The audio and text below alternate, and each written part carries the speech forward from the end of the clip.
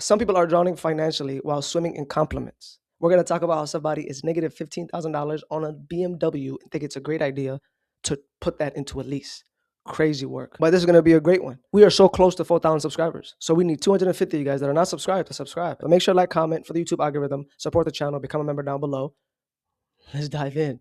For something luxury just only because of the business that I'm in, and I have to have not too showy, but it has to be something respectable. Your negative equity alone is $400 a month, right? What kind of payment are you targeting? 900. So we have to find you a car that starts in the fours, like a Nissan Murano or something along those lines, right? I think a Murano is nice, but again, you're going to pay $900 a month for a Murano. That's crazy. It's just the numbers. What about that QX60 that you talk a lot about? That's going to probably put you way over the nines because the sweet spot on that car is a 24-month lease. When you're burying that kind of money, you might have to go into a 36, which already bumps you up to start. You're going to be like in the nines on a QX60, which I think is not bad if you're burying that kind of money. Yeah, if I put down like $5,000. This is with $6,000 out of pocket already because your taxes and fees get increased by quite a bit because of your negative equity. You're rolling in the lease price of a Murano into this car. I know, but I have to get out of this thing. Yeah. Because it's going to kill me by the time the financing is done. The car's going to worthless. I'd rather bite the bullet. I'm 100% with you. We do this all the time. It's just a matter of expectations. Whatever starting payment you're seeing, you have to, in your head, already say, okay, this is going to be $400 a month higher. Yep. No, I have that. All things considered. If you want to be in the nines, the QX60 might be really your only option to drive a nice, luxurious vehicle and have a payment that reflects that the most. In any case, just let me know what you want to do. Yeah, I've been looking at the car and it makes sense. If you could run some numbers for me and see where it comes. You have a couple options. So the lowest monthly payment is going to be on a 42-month. If you want to do a 36-month, your payment is going to be right around $995 a month with just under $6K total out of pocket. 42 months is going to put you at $975 with about $6,200 out of pocket. 24 is not even an option. Unless you want to pay $1,100 a month.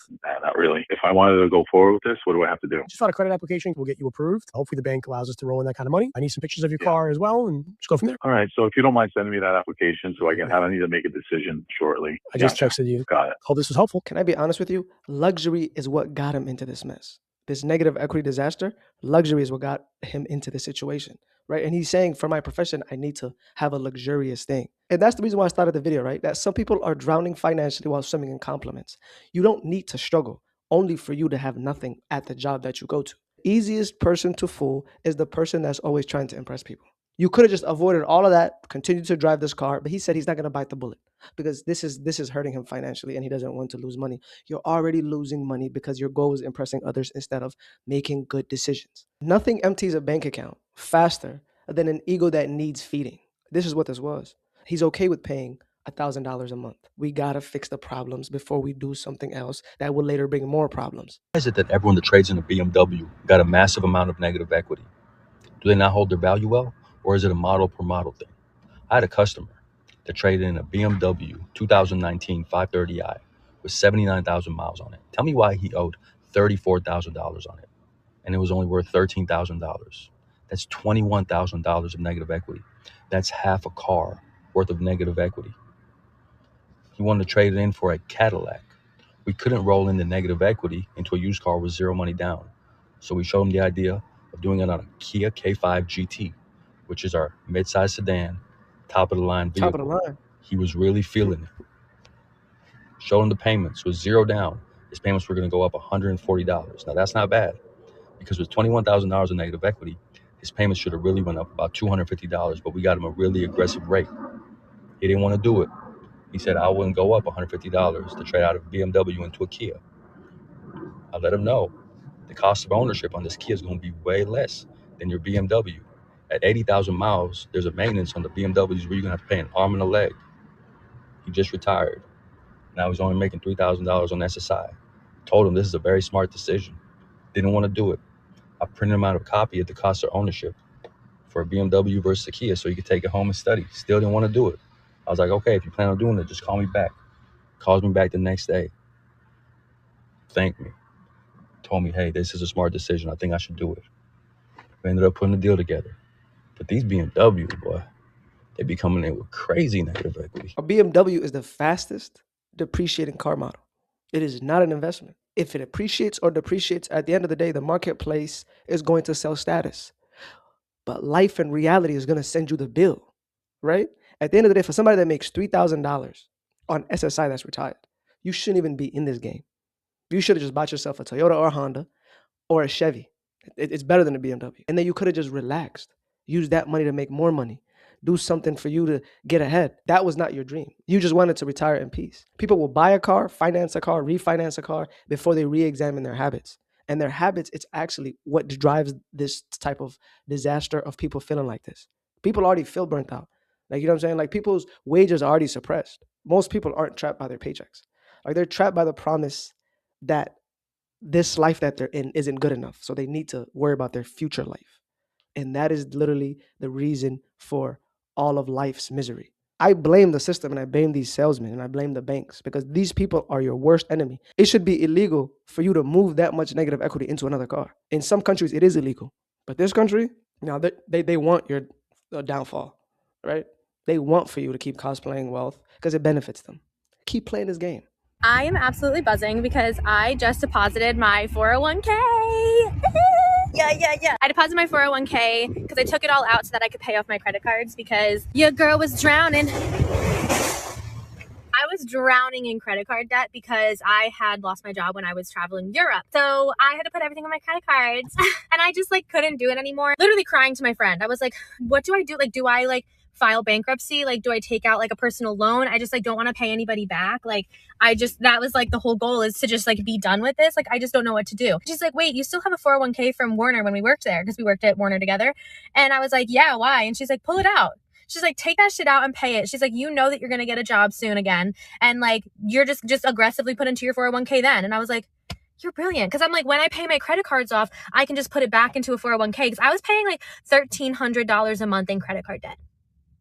That's a minimum, mind you. So I literally was not even making a goddamn dent with the $1,300. I was like, I can't do this anymore. Like, literally can't do it. It's not worth it. Pulled out my 401k and I just deposited the check and I like literally feel like I can breathe. I just feel so happy because now I feel like I can like live my life and really not make money just to pay off debt that isn't even getting paid off because of the interest rate. This is just what I've done that feels good to me, was to take out my 401k. It's an option. I feel like rich people do this all the time. So like, why are we not talking about it more? And I hate that people don't talk about debt enough because everyone has it nowadays.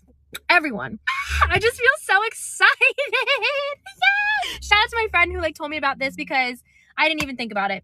I'm happy for her. I'm happy for people that want to get their life in order. Honestly, this is not a bad idea. She had two options, right? The first option is, and this is educational purposes, this is not financial advice. She had two options, right? She had bankruptcy. She could have filed bankruptcy, right? But then those come at a disadvantage as well, right? Or she had to do this. This is a great idea. Honestly, some people might say, well, yeah, well, you know, you just now ruined your future, you know, blah, blah, blah. I'm like, but at the end of the day, it's hard for you to look towards your future when you're struggling right now. Like, a sick person doesn't care about the future. They care about, how can I heal now? A broke person today does not care about his future. How can I get ahead now and get rid of all this debt that's not even being tackled because of the high interest rates? I mean, whatever she's paying, right? And whatever her company was matching, at the end of the day, cannot keep up, number one, with inflation, and two, it cannot keep up with the interest rates of these cards. You just heard her, $1,300 minimums. These are minimums. Basically, in a sense, she was paying all of this with credit cards. Like, she was investing in her future with credit cards, and that is a depreciating deficit. Now what she could do is she can attack it aggressively if she gets a job, right? And start all over. This whole notion of, you know, we need to do this and invest in the 401k. At the end of the day, if you're struggling and you have money, take it out. You'll lose a little bit. You'll lose money, true, fees and taxes. You want to get ahead. And you cannot live life if you are struggling right now. You can't look towards the future. Who does the 401, the money sitting there, who does it benefit? At the end of the day, you're using this as an emergency for now or an emergency for later on to retire. But right now, who is benefiting from it are the banks, the venture capitalists, private equity. They're taking that money and they're using it to make money for themselves and giving you a little bit. So this is not a bad idea. Good job. I'm happy for her. Congrats. Let's read some of the comments, right? Hot take. It's an old school idea not to touch your 401k. Ignore the hate. If you feel like you can't breathe again, you did the right thing. You can take that $1,300 on minimums and put it into a Roth and catch up quickly. Congrats. Somebody said, yes, as someone that's a financial nerd, it kills me when people are drowning in debt and doesn't make sense that your 401k is making 10%, but your credit card are like 22%. Exactly what I said, right? It's common sense. Moving forward, try living below your means. And in the meantime, try saving 30% into a high yield savings account so you can have an emergency fund. So God forbid you're never in a situation like this again. Instead of living on your credit cards, you have cash. That's good. I think you did the right thing. You can build your 401k back up, right? No one is going to, this one's funny. No one is going to be able to retire anyways. Some people say, bro, people are insane. Pay off your debt. You'll catch up just fine on your 401k. Everybody seems to be agreeing. I don't think this is a bad idea. Splendid. The hardest thing, though, is now you cannot go back into credit card debt, right? And you have to educate yourself. And if you really want to educate yourself, like I had to do, right? And not being stuck on analysis paralysis and always being in the situation. And I've made that very easy for you guys. There's an ebook down below to how the banks work and how credit card system really want to trap you into credit card debt and for you to be stuck. It's in the link description down below. It's a good read. Go look at it. Tipping culture is getting out of hand now in America. I'm going to call it what I like to call an epidemic. I'm at the coffee shop recently. I ordered my coffee black, right? I was not loved as a child, so that's why I do that. But the lady takes it, puts it from the pot in the coffee cup, no problem, flips the screen around and says, hey, it's going to ask you a couple questions. And I said, oh, is it now? Because I know you know the question it's going to ask. I know the question. We all know it. You're not fooling anyone. Not everything deserves a tip. I went to go get new tires on my truck, and they literally had the screen turn around and had the audacity to say, would you like to tip? And I said, no, not at all. The only thing that screen should be saying is this total correct? Did we price gouge you for these tires? Yes, you did. A lot of you guys might be wondering why I was laughing throughout that video. The reason why is because this happened exactly word for word, bar for bar to me today.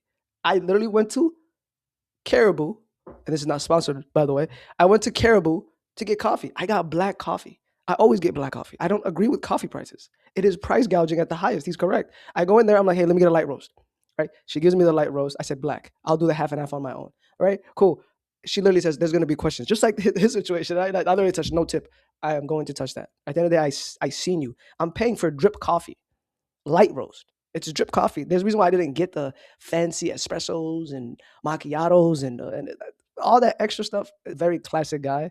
Give me black coffee, half and half. I'm out of the door. Skedaddle. I mind my business, you mind your business. But this tipping culture is getting out of control to a point where Europeans that are here in the United States watching the World Cup are just very angry and very disgusted with the tipping culture here. And they've all literally said, I don't care about tipping. I'm not going to tip you. Pay your workers a livable wage.